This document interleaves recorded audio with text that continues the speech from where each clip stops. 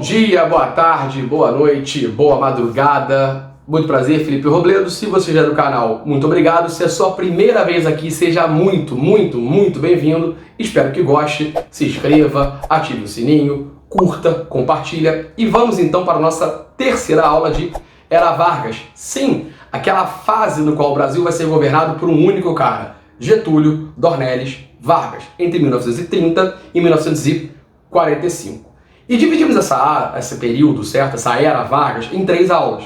A primeira aula, que já está no canal, nós falamos basicamente do governo provisório, ou seja, do momento que vai da subida de Vargas ao governo, certo? Ali com a Revolução de 30, passando pela revolta constitucionalista de 32 em São Paulo, chegando na Constituição de 34. Falamos depois do governo constitucional de Vargas na nossa segunda aula, onde você tinha basicamente a disputa ali entre 2 grandes grupos, a Ação Integralista Brasileira, de características fascistas, e a Aliança Nacional Libertadora, uma grande frente popular com uma certa preponderância de um socialismo, certo? E aí vimos como Vargas habilmente se utilizou dessa disputa para se perpetuar no poder em 1937. E aí chegamos finalmente no tal do Estado Novo, o tema dessa aula. E aí vamos lá. Vamos lembrar o seguinte, tá? O que é o Estado Novo? Vamos lembrar que o Estado Novo é a ditadura de características fascistas de Vargas entre 1937 e 1945. E se você prestou atenção no que eu acabei de falar, eu não falei de um governo fascista de Vargas. Eu falei da ditadura de características fascistas de Vargas. Embora pareça besteira, isso não é. Isso é fundamental, por exemplo, se você fizer uma prova discursiva em história.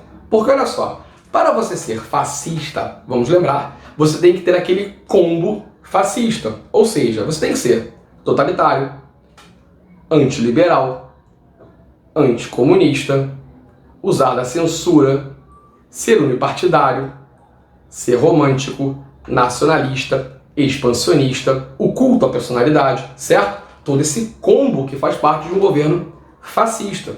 E vamos olhar para Vargas, então, de 1937 a 1945. Vargas vai ser totalitário? Sim, será. Anticomunista? Já vimos que sim. Nacionalista? Sim.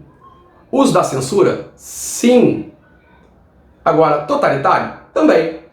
Agora, Vargas é romântico? Não. Vargas é militarista? Não. Vargas é expansionista? Não. Então Vargas não tem todos os elementos necessários para ser considerado um governo fascista. Mas eu posso dizer, sem a mínima dúvida, que Vargas se aproxima muito fortemente de uma lógica fascista. Vargas tem uma simpatia enorme pelo fascismo, que são coisas diferentes, beleza? E aí, vamos entender como é que isso vai acontecer. Pois bem, em novembro de 1937, no iniciozinho já do Estado Novo, Vargas vai decretar uma nova Constituição, a chamada Polaca, que tem esse nome porque é inspirada na Constituição fascista da Polônia, e que é o seguinte, basicamente, eu vou botar os poderes do executivo, varguista, acima de todos os poderes. Então Vargas vai governar por decreto-lei, Vargas vai poder ter a pena de morte contra presos políticos, Vargas vai poder nomear interventores, Vargas vai fechar os partidos políticos do Brasil. Vargas está criando toda uma estrutura autoritária, no qual o poder se concentra na mão dele. O interessante é que quem vai se sentir extremamente prejudicado nesse momento é a Ação Integralista Brasileira, A e B. Porque lembra, a AIB pensava lá em 37 em lançar o Plínio Salgado como candidato à presidência do Brasil, o que não rolará mais. Então, em 1938, estes integralistas vão tentar um golpe, a chamada intentona integralista ou levante integralista, que vai fracassar. Vargas vai vir com força, com violência, reprimindo o movimento, prendendo os caras, torturando, fuzilando alguns. Plínio Salgado vai ser preso também. Fica preso alguns dias, mas depois é exilado em Portugal e vai viver lá no salazarismo, que era o fascismo português. E aí, para poder garantir esse funcionamento todo, Vargas vai contar com um instrumento fundamental, uma coisa conhecida como Departamento de Imprensa e Propaganda, ou DIP, que basicamente tem 2 funções. Quais seriam? Censurar e exaltar. Sim, censurar qualquer manifestação contrária ao governo e, ao mesmo tempo, exaltar os feitos varguistas, E para isso vai contar com um instrumento fundamental, o rádio, num programa chamado A Hora do Brasil. Sim, durante 1 hora, todo dia, o rádio vai massificar no seu ouvido todos os feitos, todas as benesses, todos os presentes dados por Vargas a você. Sim, e aí por que o rádio? Porque é o teu grande meio de comunicação. Você pode não ser letrado, mas o rádio você escuta. Beleza? Ao mesmo tempo, por exemplo, Vargas vai interferir no carnaval, determinando que os sambas e enredos têm que falar de temas de história do Brasil, de preferência, bem de Vargas. Vargas vai tentar um apoio de uma classe mais ligada à capoeira, não colocando a capoeira no Código Penal, em 1940. E aí, vamos lembrar, olha só, a capoeira era considerada crime até então. Vargas vai determinar que todos os filmes que passarem no Brasil têm que, antes deles, passar um curta-metragem nacional. Então Vargas está criando toda uma lógica de nacionalismo via cultura. Vargas vai fazer cartilhas, vários comícios, várias passeatas, certo? Principalmente um papel histórico de São Januário, o grande palco dos discursos de Vargas, o Pacaembu também, beleza? Então vamos ver. Estamos montando a lógica autoritária de Vargas, via Constituição, estamos montando a lógica do incremento da ideia varguista através de um domínio dos meios de comunicação. No que diz respeito à economia, vamos lá. Vargas vai criar o Departamento Administrativo do Serviço Público, ou seja, o DASP. E aí, qual é a função básica do DASP? Criar concursos públicos. Na verdade, a função básica do DASP é organizar o funcionalismo público, que antes era conseguido por uma questão de favores, e agora passa a ser conseguido através de provas, concursos. Eu vou organizar, regularizar essa ideia de serviço público, ok? Ao mesmo tempo, Vargas vai prever uma certa expansão territorial, uma certa marcha para o oeste, beleza? Para ocupar ali as regiões do centro-oeste brasileiro. O que vai levar, por exemplo, o choque entre esses novos habitantes e os antigos habitantes, os índios, certo? Embora ao mesmo tempo também vai emergir aí a figura dos irmãos Vilas Boas com uma visão um pouco mais pacifista no trato com os indígenas ali no Xingu, tá? Ao mesmo tempo, falando de índio, é Vargas que vai instituir, então, o dia 19 de abril de 1943 como Dia do Índio no Brasil. E olha só, por que eu estou dizendo, então, 19 de abril de 1943? Porque Vargas vai fazer isso com 3 anos de atraso. Sim, as lideranças indígenas já tinham definido o dia 19 de abril como um dia de luta e não de folclore em 1940, no México. Vargas vai levar 3 anos para acatar essa ideia, tá? Mas vai colocar ali como sendo um grande apoiador da cultura indígena. Ao mesmo tempo, Vargas vai seguir aquela sua lógica trabalhista, com a justiça do trabalho, com o salário mínimo, com a CLT, a consolidação das leis trabalhistas, onde eu vou juntar toda essa legislação trabalhista num único combo, ok? E aí, quando é que Vargas vai te falar isso? 1º de maio de 1943. E aí presta atenção, porque o 1º de maio não é escolhido por acaso. Embora não seja Vargas que vai decretar o 1º de maio como feriado, nenhum presidente vai se utilizar tão bem do 1º de maio como Vargas. Por quê? Todos os seus grandes comícios, todas as coisas que ele vai teoricamente dizer que ele está dando à população, lembra aquela lógica meio paternalista de Vargas, serão no dia 1º de maio. Vargas vai ressignificar a data, porque o 1º de maio, na verdade, Dia do Trabalhador, ele existe internacionalmente para marcar uma luta desses operários. Sim, lembra? Aquele papo que você tinha como origem uma greve em Chicago reprimida com extrema violência em 1º de maio no final do século XIX. Vargas vai ressignificar isso, transformando então o 1º de maio como uma grande data de propaganda dos feitos de Vargas. Isso simbolicamente é fundamental, importantíssimo o trabalhismo varguista. E aí, Vargas tem a sua grande ideia, a sua grande meta de governo, que é a industrialização brasileira. As chamadas indústrias de base, certo? Uma indústria mais pesada, siderúrgica, metalúrgica, petroquímica, naquele processo de industrialização por substituição de importação. E aí Vargas tem principalmente 2 grandes focos aqui. A CSN, Companhia Siderúrgica Nacional, e a Vale do Rio Doce, beleza? E aí para isso temos um problema. Preciso de dinheiro, óbvio. E aí vamos lá. Como é que Vargas vai agir com isso? Simples. Vamos entender o seguinte. Lembra que a gente começou a discussão falando que Vargas tinha uma certa característica fascista, não é isso? Beleza. Então Vargas vai negociar muito habilmente com a Alemanha, que durante esse período vai ser uma grande compradora de algodão e café brasileiro. Mas, ao mesmo tempo, Vargas vai se aproveitar de uma política norte-americana para o continente, conhecida como política da boa vizinhança, certo? Uma mudança um pouco das ideias norte-americanas, pelo menos é o que eles diziam, de que ao invés de agir com violência, com uma questão mais incisiva sobre os territórios dessa América Latina, eles iriam basicamente agir mais com uma questão diplomática, com empréstimos de dinheiro, e Vargas vai saber usar isso como ninguém, tá? Até que essa pressão começa a ficar muito grande quando Vargas dá um discurso favorável à Alemanha quando esta tinha invadido a França na Segunda Guerra Mundial. Oswaldo Aranha, ministro do exterior de Vargas, fica maluco. Chega inclusive a pedir demissão se Vargas não meio que desfizesse aquilo que ele disse. Na verdade, o que o Vargas está dizendo? Olha só, eu estou jogando a isca. Vargas apoia a Alemanha nesse motivo, faz uma declaração favorável ao eixo, favorável à Alemanha, de olho no interesse norte-americano. E dá certo. Dá certo.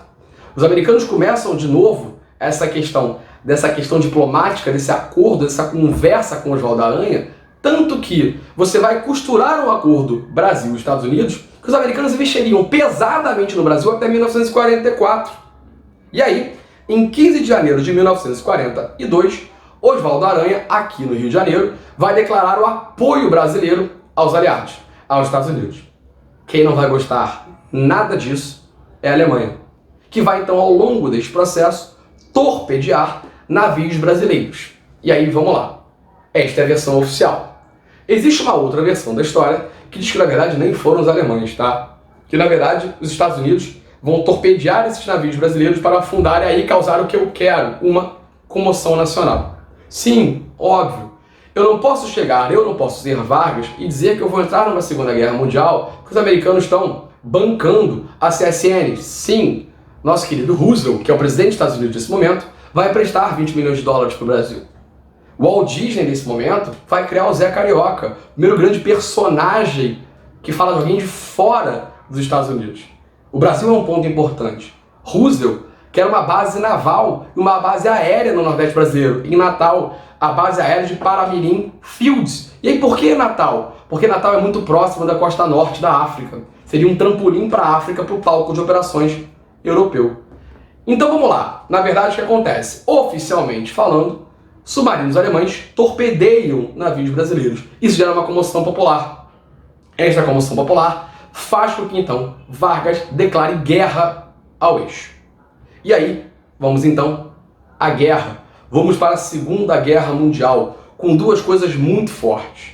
A Força Expedicionária Brasileira, ou FEB, que vai mandar algo em torno de 25 mil soldados para a Europa. E é só uma curiosidade. Já viram o símbolo da FEB? Se não, tá aqui do ladinho, tá? O que é o símbolo da FEB? É essa cobra fumando.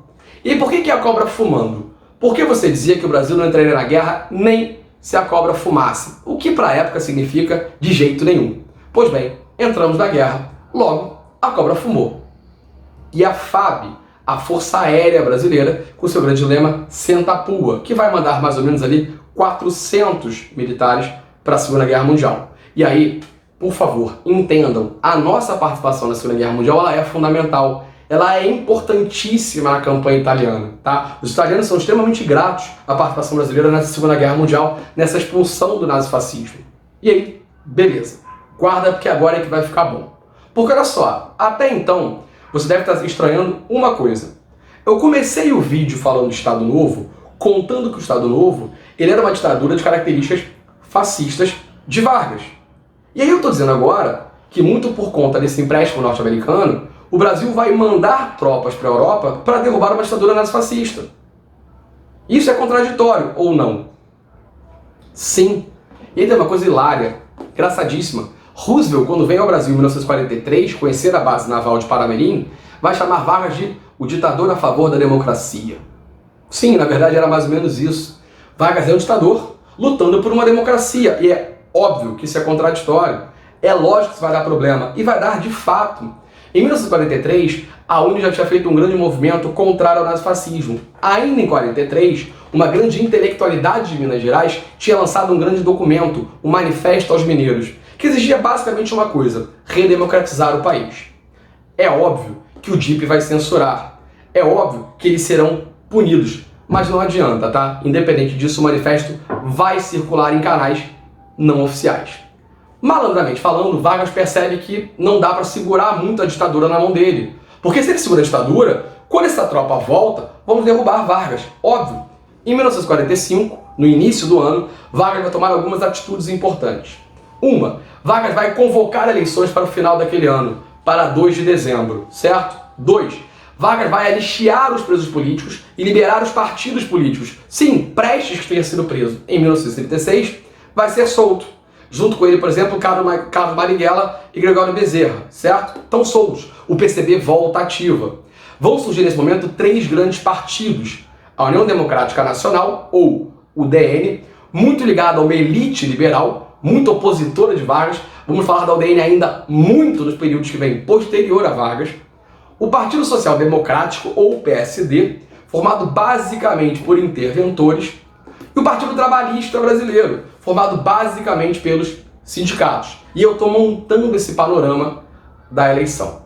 A imprensa meio que já tinha chutado o balde e dado uma reportagem, uma entrevista, lançando o brigadeiro Eduardo Gomes como candidato pelo UDN.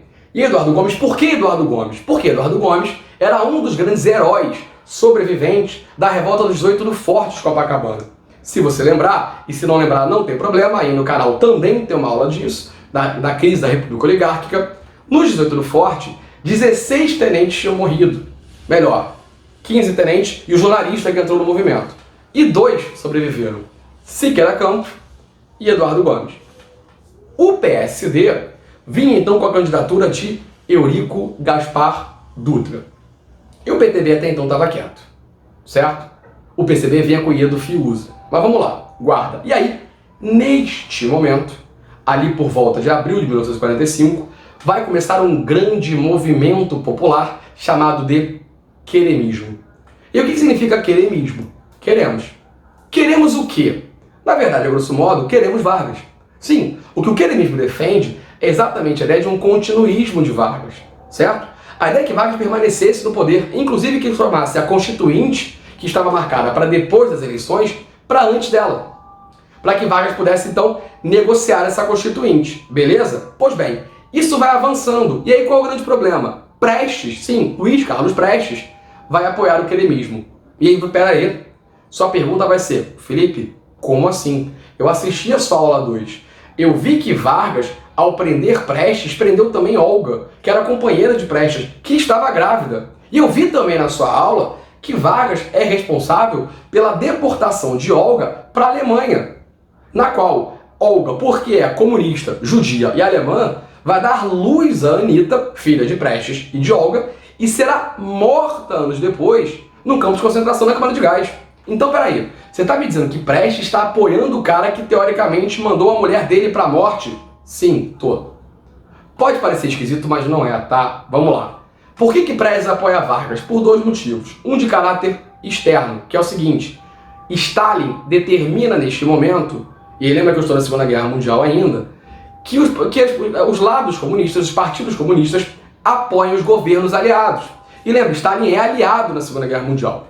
E outra, Prestes enxerga de alguma forma, neste apoio, uma tentativa de massificar, de melhorar, de reaproximar o PCB de umas camadas médias urbanas, certo? E populares. Lembra, o PCB estava há 10 anos na ilegalidade, ok? E aí o que acontece? Não dá. Quando você coloca Prestes apoiando o queremismo, Prestes apoiando Vargas, parte de um setor, de uma classe média, de uma classe elitista, de próprios elementos do exército, olha o torto. Como assim Prestes, esquerda, apoiando Vargas? Problema 1. E aí, em outubro de 1945, no dia 25 de outubro, Vargas vai colocar seu irmão Benjamin Vargas como chefe de polícia do Distrito Federal. Lembra? Distrito Federal, Rio de Janeiro, capital do Brasil.